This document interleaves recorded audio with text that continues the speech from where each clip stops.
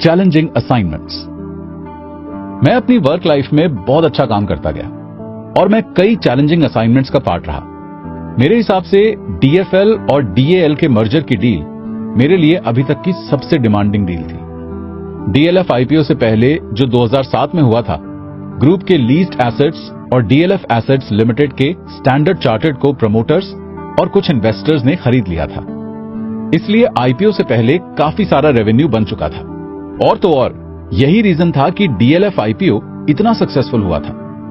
2009 में हालांकि real estate का मार्केट मंदी में चल रहा था, लेकिन डीएलएफ के स्टॉक्स 400 रुपए की कीमत पर लिस्ट हुए थे और वो 1200 रुपए तक ऊपर चले गए और फिर सीधा नीचे गिरे और उनकी कीमत सिर्फ 100 रुपए हो गई। इस चीज का एक रीजन ये था कि एनालिस्ट कम्युनिटी को ये लगता था कि प्रमोटर्स को लीज्ड एसेट्स नहीं खरीदने चाहिए और लीज्ड एसेट्स ग्रुप में ही रहने चाहिए, क्योंकि वहीं पर सबसे ज्यादा कैश फ्लो होता है और उस कैश फ्लो को डेवलपमेंट के काम में यूज करना चाहिए।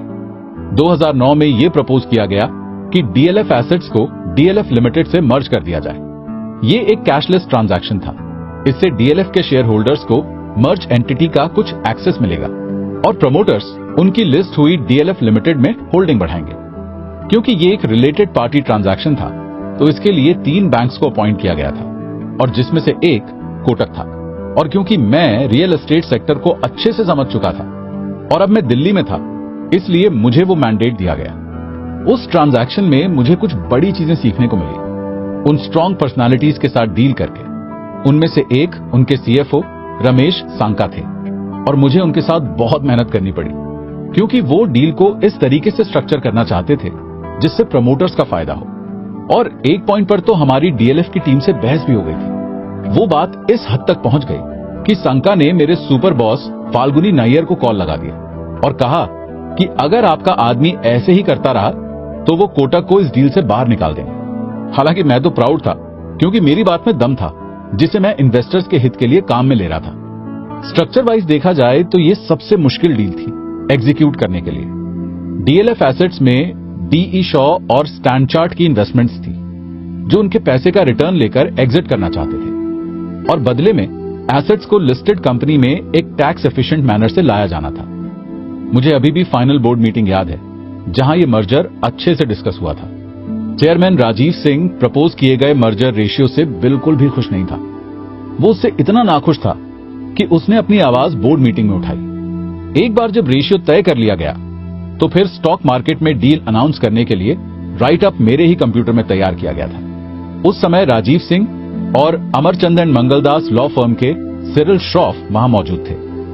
क्योंकि मैंने इतनी कॉम्प्लेक्स डील को भी अच्छे से एग्जीक्यूट कर लिया था, तो मेरे बॉसेस को मेरी एबिलिटीज पर बहुत कॉन्फिडेंस था। और इस डील के बाद मैंने डीएलएफ फैमिली के लिए भी एक डील की। उसका लेना देना पिया सिंह से था, जिन्होंने अपने 900 करोड़ के शेयर्स अपने भाई राजीव सिंह को बेचे। 240 रुपए पर शेयर की प्राइस पर डील डन की गई और हमें उसे स्टॉक एक्सचेंज पर एक ब्लॉक डील की तरह एग्जीक्यूट करना था। मुझे याद है कि मैं शाम को एक दिन पिया सिंह के ऑफिस में उन्हें उनके बेचे गए शेयर्स की पूरी वैल्यू बताने गया था। अच्छा काम करके मेरे अंदर काफी कॉन्फिडेंस आ चुका था और मुझे पता था कि वो मैं ही होऊंगा जिसे वो अपना फाइनल साइन ऑफ देगी। मेरा रियल एस्टेट का काम भी चलता रहा जब मैंने बेंगलुरु की प्रेस्टीज एस्टेट के आईपीओ पर काम किया। ये मेरी चौथी बड़ी रियल एस्टेट डील थी। उसे जेंटलमैन इरफान रज़ाक ने शुरू किया था और उन्होंने इस काम के लिए मेरिल लिंच और कोटक को चुना। मुझे याद है कि मैं रोड शोज देखने इरफान और उनके सीईओ के साथ हांगकांग जाया करता था। मैंने उनका इतना भरोसा जीत लिया था कि जब नरीमन पॉइंट पर होटल ओबरॉय में इन्वेस्टर्स की मीटिंग हुई, जहां पर 20 से ज्यादा बैंकर्स थे और एक आईपीओ की टीम थी, तब मिस्टर इरफान ने यह क्लियर कर दिया कि सब अपने सजेशंस दे सकते हैं, लेकिन फाइनल चीज वही की जाएगी जो लिस्ट अशनीर के ईमेल आईडी से आएगी। एक चीज जो मेरे फेवर में काम कर रही थी, न केवल प्रेस्टीज ग्रुप के केस में लेकिन मेरे सारे क्लाइंट्स के साथ, वो ये थी कि मैं बिजनेस को जज नहीं करता था और उसी के साथ मेरी सोल्यूशन ओरिएंटेड अप्रोच रहती थी, जिससे मैं उन्हें इश्यूज के कुछ स्पेसिफिक रेजोल्यूशंस ऑफर करता था। मुझे इससे मदद मिली और मैंने काफी सारी इंडस्ट्रीज में काम किया। उस वजह से मैं पूरे मार्केट को बहुत अच्छे से समझ चुका था और खास करके जो डील्स मैं हैंडल कर रहा था वो कोई आम डील्स नहीं थी जहां एक एमएनसी दूसरे को बेचना चाहती है और सारी चीजें पहले से ही सही है। आईपीओ एग्जीक्यूट करते वक्त मुझे एक कंपनी के सीएफओ की तरह काम करना पड़ता है और क्लाइंट की प्रॉब्लम को सॉल्व करना होता है। और ऐसा ही एक केस था पीसी ज्वेलर्स के आईपीओ का। उसे पूरा एंड टू एंड मैंने ही मैनेज किया था। पिच डेक बनाने से लेकर तनिष्क जैसी ब्रांड के सामने एक स्ट्रॉन्ग कंपटीशन बनना और फाइनली फिर अपनी कहानी को इन्वेस्टर्स को बेचना। मैं पीसीजे के फाउंडर बलराम गर्ग के साथ कई बार न्यूयॉर्क, बॉस्टन और सैन फ्रांसिस्को गया और वहां के इन्वेस्टर्स को पिच किया। और बाद में जब मैंने भारत पे को लॉन्च किया तब लोगों ने मेरी फंड रेजिंग एबिलिटीज की बहुत तारीफ की। ये एक ऐसी स्किल थी जो काफी सारे ट्रांजैक्शंस करने के बाद बिल्ड हुई थी। कोटक में काम करके मेरा कॉन्फिडेंस बहुत ज्यादा बढ़ गया था क्योंकि मैं बड़े सक्सेसफुल फाउंडर्स के साथ फेस टू फेस डील कर रहा था। मैंने ये रियलाइज किया कि किसी का बिजनेस परफेक्ट नहीं है और हर एक फाउंडर की अपनी कुछ इनसिक्योरिटीज हैं। मैं जब इन फाउंडर्स को देखता तो मुझे कुछ ऐसा हैरान नहीं करता, उल्टा मुझे ये रियलाइज होता कि उन्होंने कैसे सही समय पर सही स्टेप्स लिए वहां पहुंचने के लिए जहां वो आज हैं। मैंने काफी सारी डील्स पर काम किया और कई ग्लोबल कंपनीज के साथ भी, जैसे Merrill Lynch, Citibank, Morgan Stanley और भी कई।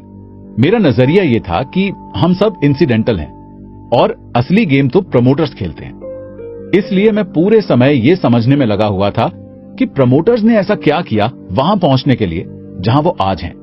एक मिडिल क्लास सर्विस परिवार में मैं बड़ा हुआ था और मेरे अंदर भी वो बायस्ड व्यू था कि बिजनेसमैन ज्यादा पैसा गलत काम से ही बनाता होगा।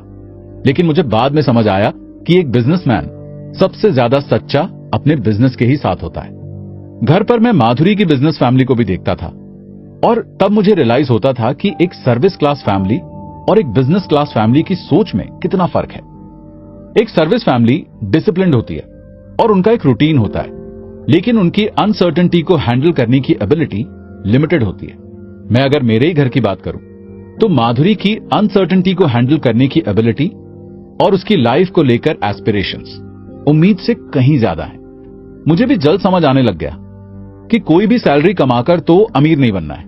पीछे मुड़कर अगर मैं देखूं तो ये वही वक्त था जब एंटरप्रेन्योरियल कीड़ा मुझे काटना शुरू हो गया था। मुझे अंदर ही अंदर पता था कि आज नहीं तो किसी ना किसी पॉइंट पर तो एंटरप्रेन्योरशिप मुझे बुलाएगी। एक ब्लैक और 5 ग्राम का गोल्ड कॉइन। हमारे आईआईएम बैचमेट्स के अंदर का ही एक जोक था कि अगर आप किसी ऑर्गेनाइजेशन में बहुत लंबे समय से ग्रेच्युटी कमाने के लिए काम कर रहे हैं तो या तो आप कहीं और जॉब करने के लिए एम्प्लॉयबल नहीं है या फिर आप मेंटली रिटायर्ड हैं।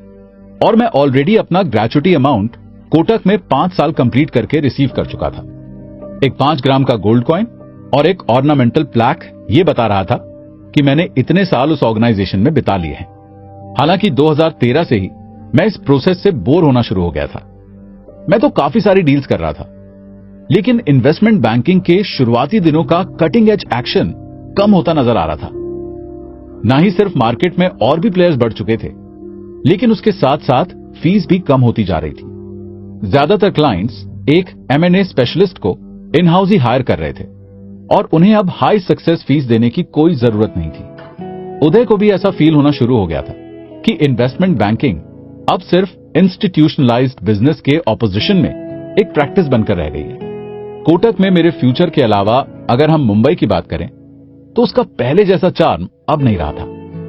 मैं अक्सर लोगों को कहता हूं कि मुंबई में अगर आप बोरीवली से जिंदगी शुरू करते हैं, बांद्रा में शिफ्ट होने के गोल को लेकर, और फिर वर्ली और फाइनली नरीमन पॉइंट, और फिर आप मर जाते हैं। आपकी जिंदगी के एस्पिरेशंस कम होकर सिर्फ यही रह जाते हैं कि आपका पहला घर बोरीवली में हो और आप साउथ मुंबई में रहकर मरे।